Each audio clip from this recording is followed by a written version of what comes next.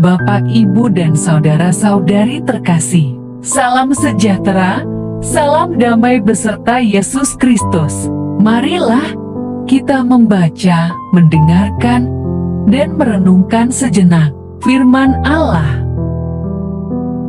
Inilah Injil suci menurut Matius.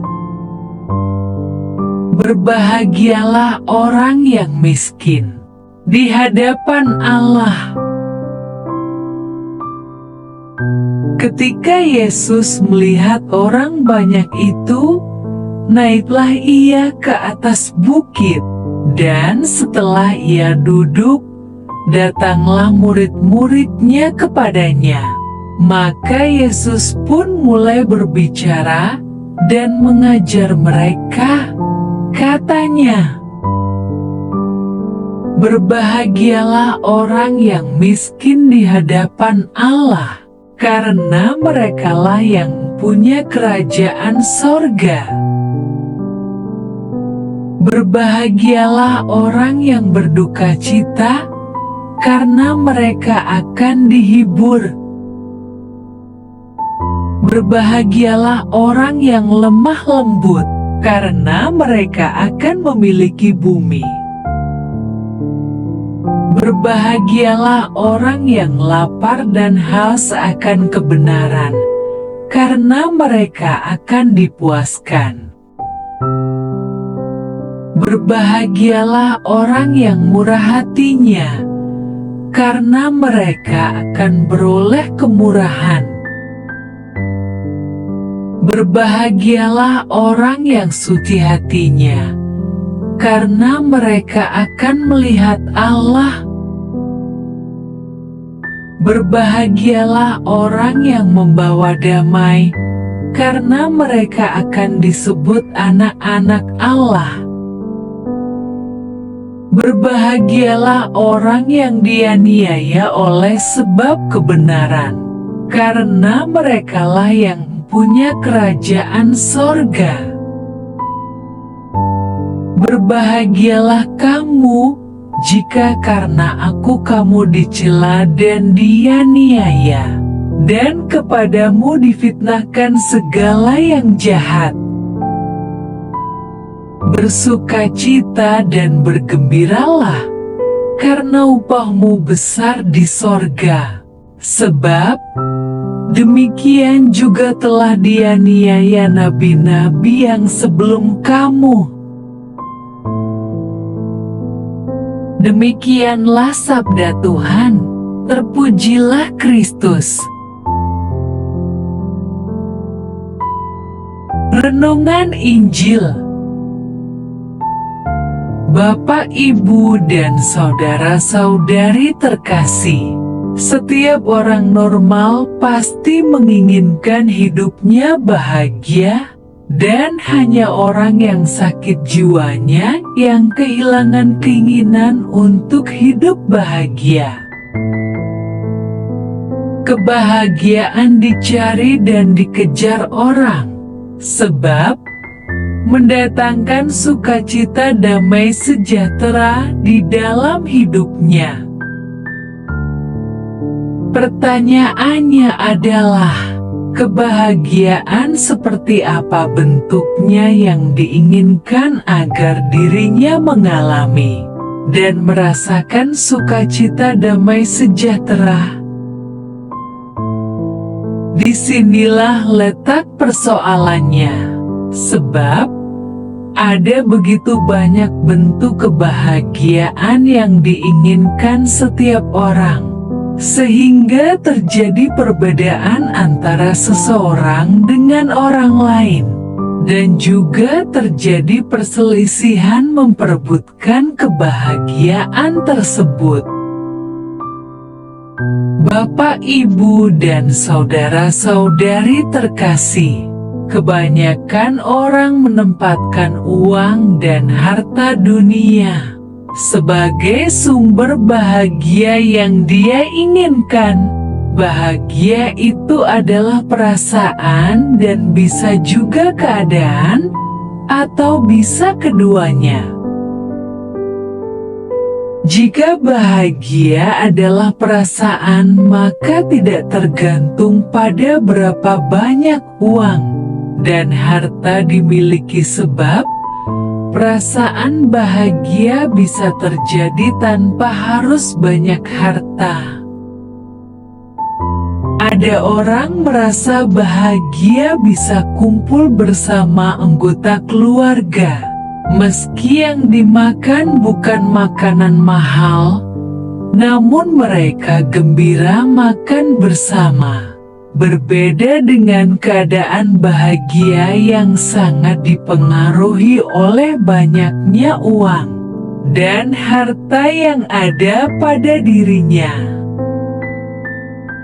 Keadaan dirinya banyak harta membuat ia bahagia, tetapi sebaliknya berkurangnya harta membuat ia cemas dan khawatir, sehingga ia menjadi tidak bahagia. Bapak, Ibu, dan saudara-saudari terkasih dalam Kristus Yesus,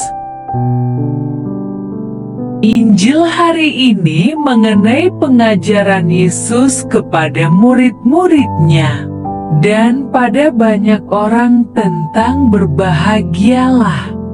Ada beberapa penafsiran tentang kata berbahagialah, tetapi sesungguhnya berbahagialah yang dimaksud Yesus adalah berbahagialah yang dikehendaki Tuhan dan bukan berbahagialah menurut manusia. Sebab, menurut pandangan manusia bahwa berbahagialah menyatakan suatu perasaan bahagia dalam diri manusia.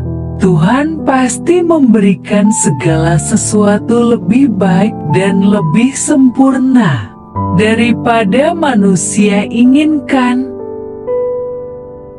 Manakah yang kita inginkan? Berbahagialah menurut Tuhan, ataukah berbahagialah menurut dunia? Bapak, Ibu, dan saudara-saudari terkasih, jika memilih berbahagialah menurut Tuhan, maka silakan mendalami makna pengajaran Yesus tentang berbahagialah di dalam Injil hari ini, yaitu ada 8 sabda bahagia dikatakan Yesus saat mengajar di atas bukit. Pertama, berbahagialah orang yang miskin di hadapan Allah, karena merekalah yang punya kerajaan sorga. Apa maksudnya? Miskin di hadapan Allah artinya menyadari diri tak dapat berbuat apa-apa dan tidak mempunyai apa-apa di hadapan Tuhan, sehingga ia sangat membutuhkan Allah dan bergantung kepada Allah. Kedua, berbahagialah orang yang berduka cita, karena mereka akan dihibur. Apa maksudnya? Berduka cita di sini maksudnya menyesali dosa-dosanya dan memohon ampun kepada Tuhan sehingga mereka dihibur, artinya Tuhan berkenan mengampuni orang yang sungguh menyesali dosanya. Ketiga, berbahagialah orang yang lemah lembut, karena mereka akan memiliki bumi. Apa maksudnya? Orang yang lemah lembut adalah orang yang ramah kepada orang lain dan mau menerima apa adanya dari sikap orang lain terhadap dirinya. Keempat, berbahagialah orang yang lapar dan haus akan kebenaran, karena mereka akan dipuaskan. Apa maksudnya? Yang lapar dan haus akan kebenaran adalah orang yang hatinya terbuka mau menerima nasihat orang lain dan mau membuka hati ketika mendengar firman Tuhan dan menerimanya tanpa berdebat dan tanpa komplain karena tidak sesuai dengan pikiran dan akal budinya. Orang seperti ini mudah dibentuk oleh Tuhan dan tidak terlalu lama hidup di padang gurun ketika harus menghadapi ujian iman. Kelima, berbahagialah orang yang murah hatinya, karena mereka akan beroleh kemurahan. Apa maksudnya? Orang yang murah hati biasanya suka memberi kepada orang lain. Sebab ia tahu bahwa dengan memberi maka Tuhan akan memberi kepadanya berkat yang melimpah. Keenam, berbahagialah orang yang suci hatinya, karena mereka akan melihat Allah. Apa maksudnya? Orang yang suci hatinya adalah orang yang menjaga kekudusan dirinya dengan menjalani hidup di dalam kebenaran Tuhan. Melihat Allah maksudnya merasakan kehadiran dan penyertaan Allah.